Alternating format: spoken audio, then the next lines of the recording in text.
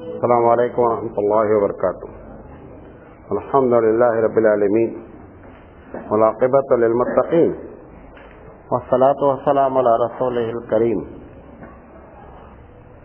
محترم حضرات، ہم واقع کربلا اور اس کا پس منظر پر گفتگو کر رہے ہیں اور آج اس کا پارٹ نمبر 6 پیش کیا جاتا ہے.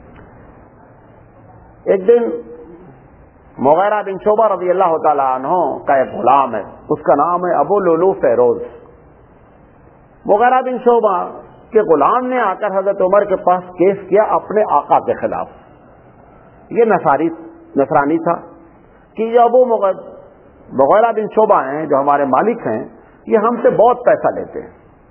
لوگ غلام کو کیا کرتے تھے، ایک تو یہ ہوتا تھا غلام گھر میں کام کرتا رہے، ایک کیا کرتے تھے کہ تم فری ہو بھائی، ڈیلی آپ ہم کو 5 روپیہ 2 روپیہ 1 روپیہ دیتے رہو، جو چاہے کام کرو. انہوں نے طے کر دیا کہ 2 درہم تم ڈیلی ہم کو دیتے رہو، تم آزاد ہو، جہاں جی چاہے کام کرو. اس نے کہا ٹھیک ہے. اب کچھ دن کے بعد اس نے حضرت عمر کی عدالت میں آ کر مقدمہ کیا کہ یہ مغیرہ بن شعبہ ظلم کر رہے ہیں مجھ پر، 2 درہم بہت زیادہ ہوتا ہے، اس کو آپ ان کو حکم دے کے کم کریں ٹیکس کو.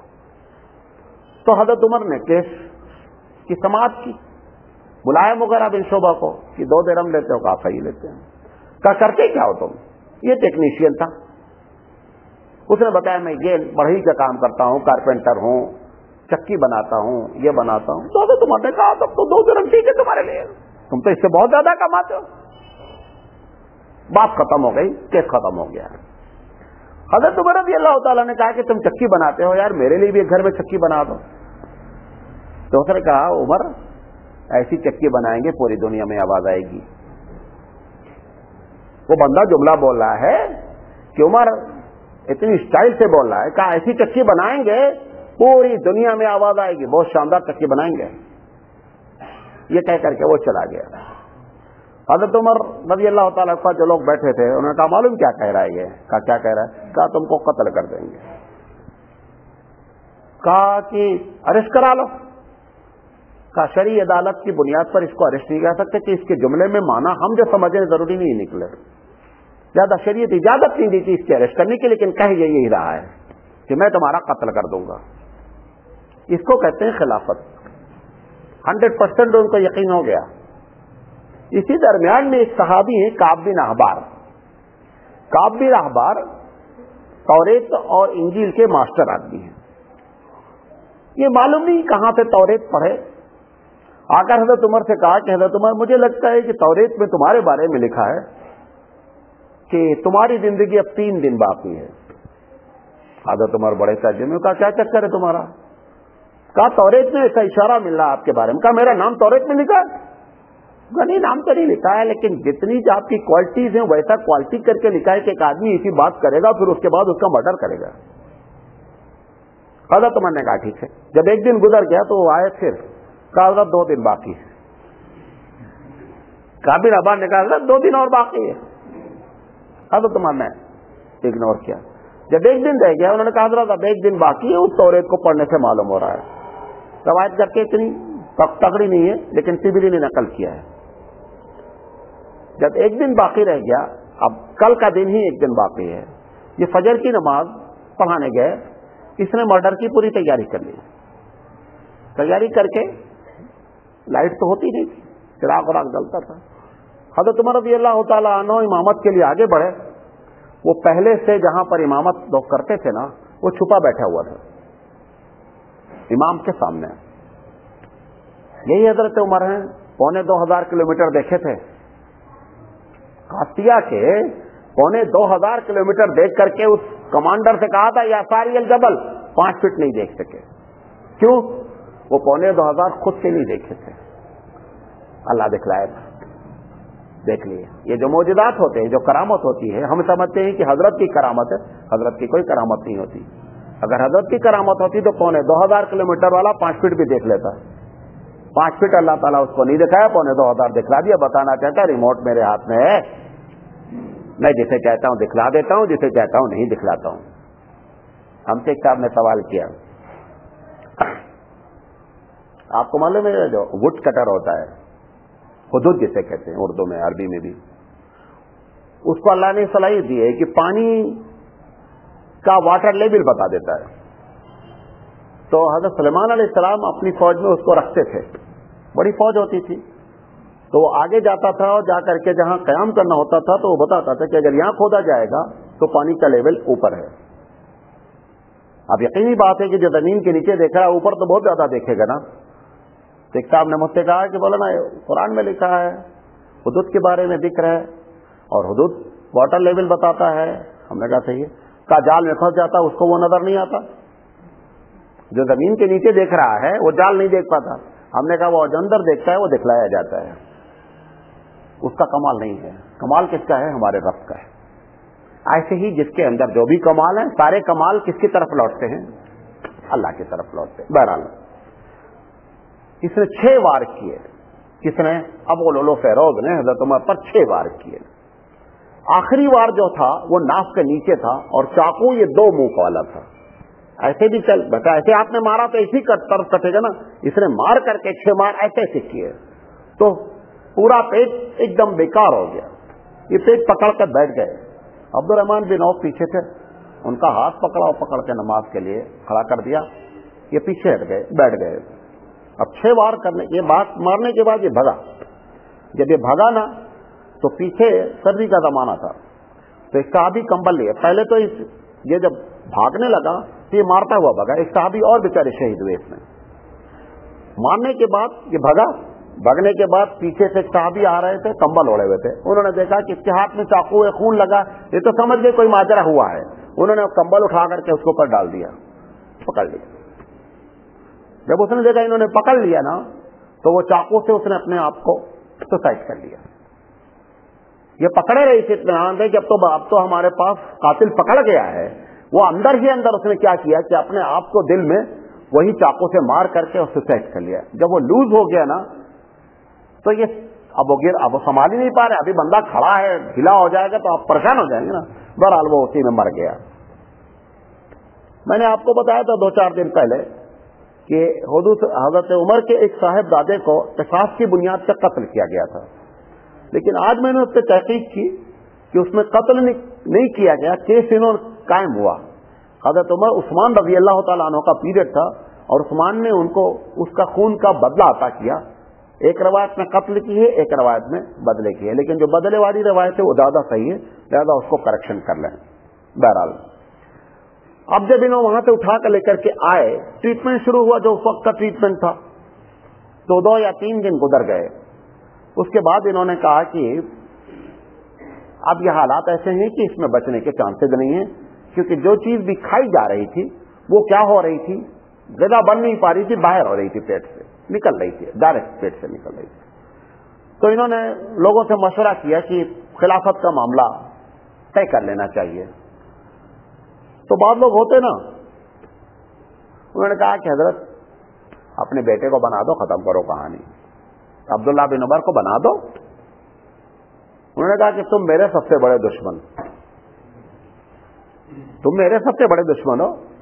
سب سے پہلی بات تو تم یہ چاہتے کہ میں جس بوجھ کو ڈھوتا رہا ہمارا خاندان ہی ڈھوتا رہے. تم نے میرے ساتھ اچھائی نہیں کی, تم نے میرے ساتھ دشمنی کی. اور پھر عبداللہ بن عمر جن کے بارے میں تم نے کہا, اس کو تو طلاق دینے کا سلیقہ نہیں, ملک کیسے چلائے گا وہ, یہ کہہ کر کے ان کو ریفیوز کر دیا. پھر لوگوں سے کہا کہ کاش عبیدہ بن جراح اگر زندہ ہوتے تو میں ان کو خلافت سونپ دیتا اور ہم اطمینان سے اس دنیا سے چلے جاتے. لیکن عبیدہ بن جراح ہم سے پہلے اس دنیا سے چلے گئے ہیں. لہذا میرے دماغ میں بات آتی ہے کہ ہم کچھ لوگوں کو نامنیٹ کرتے ہیں. یہ نامنیٹ کرنے کے بعد یہی لوگ آپس میں سلیکشن کر کے خلیفہ بنا لے. اب انہوں نے نام لکھانا شروع کیا.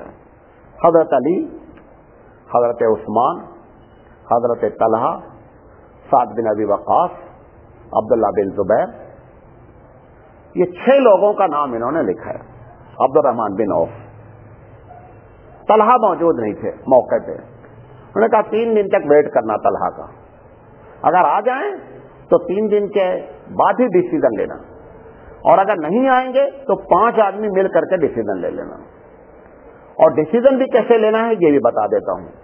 اگر دونوں طرف 50-50 ہو گئے تو میرا لڑکا جو عبد الرحمان ہے اس کو ایک ووٹ کا پاور رہے گا، اور وہ جس کو ووٹ دے گا اس کے اوپر اکثریت ہو جائے گی۔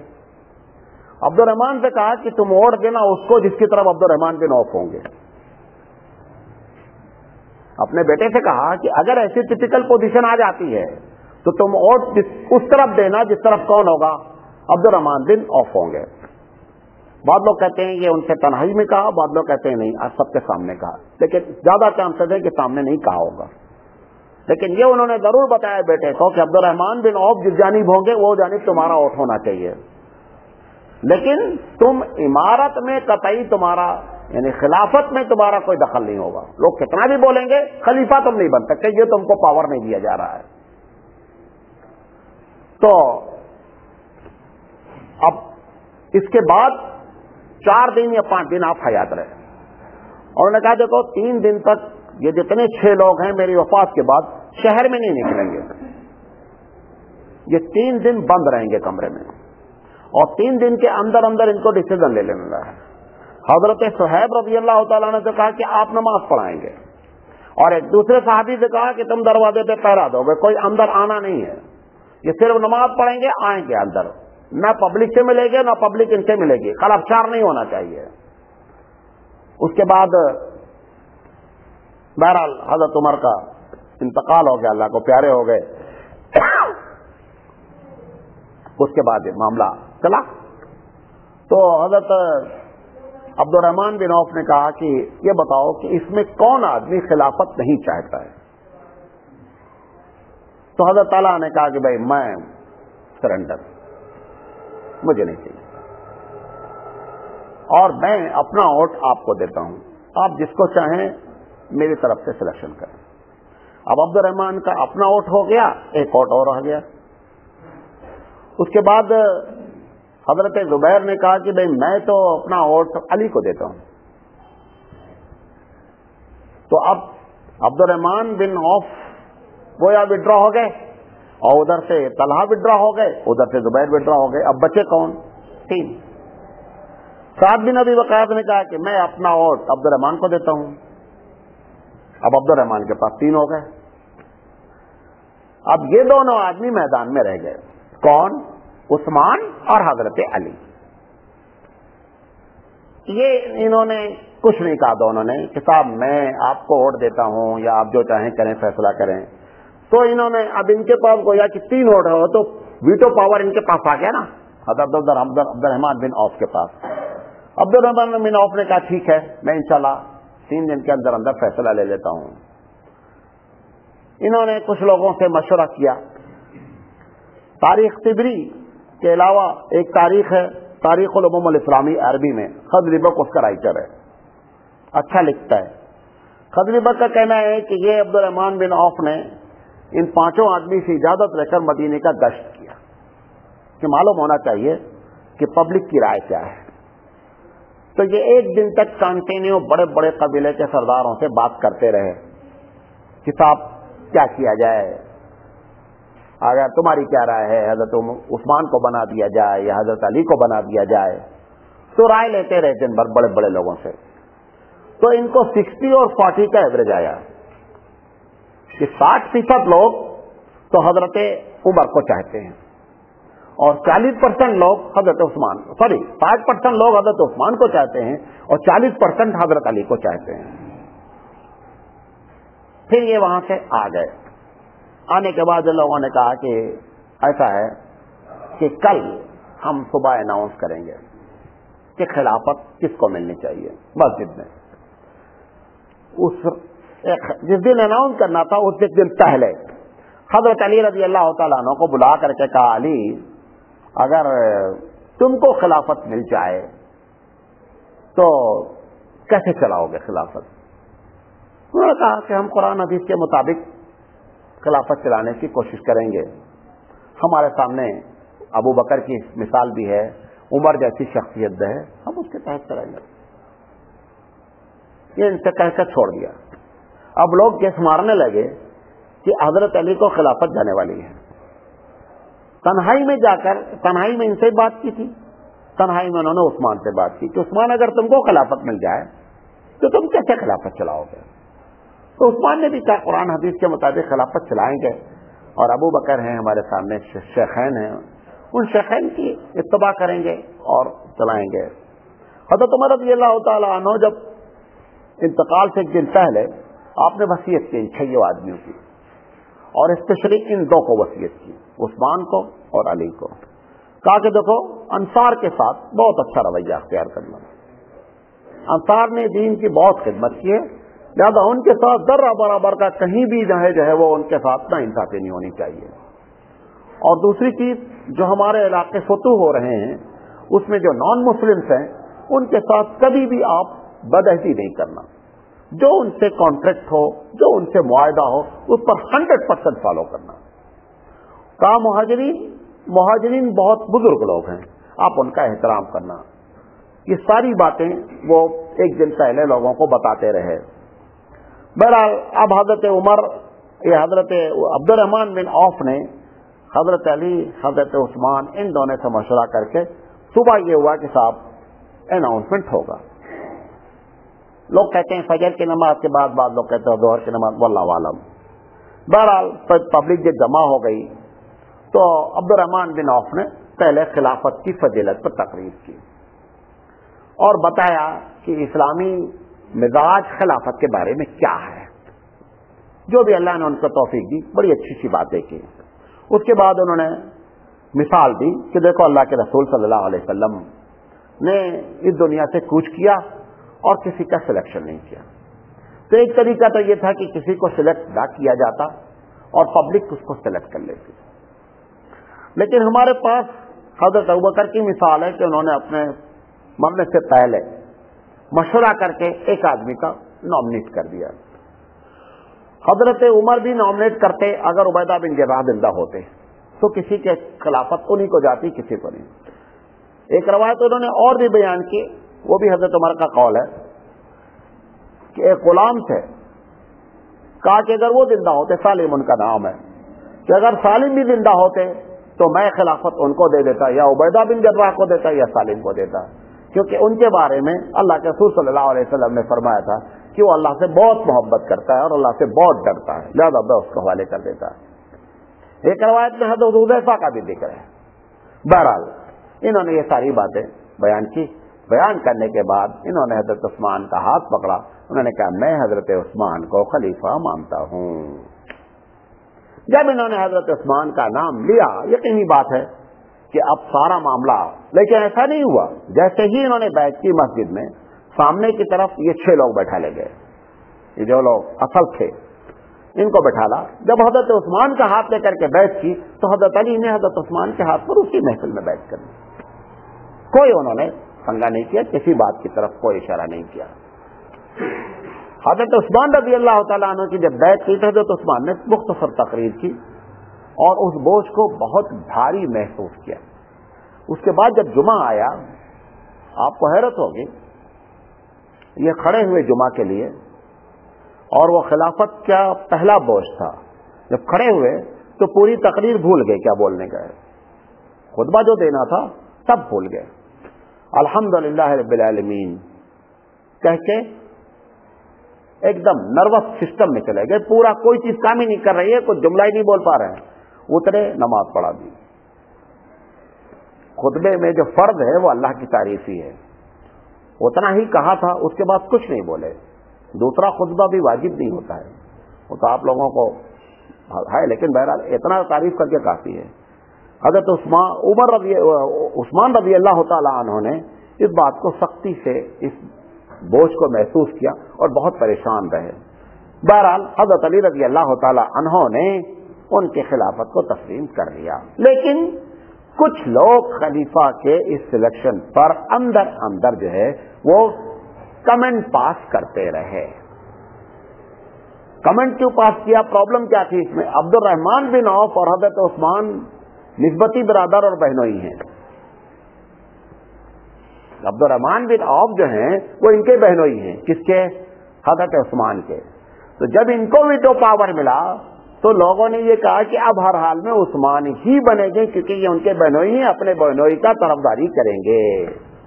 یہ اندر اندر باتیں پھر اٹھی، خیر وہ رشتہ داری تو تھی، اس کو تو انکار نہیں کر سکتے، لیکن عبد الرحمان بن عوف جیسا دیندار آدمی سے یہ توقع نہیں رکھی جا سکتی کہ وہ محض اس بنیاد پر پارشلٹی کر کے معاملے کو خراب کرے گا.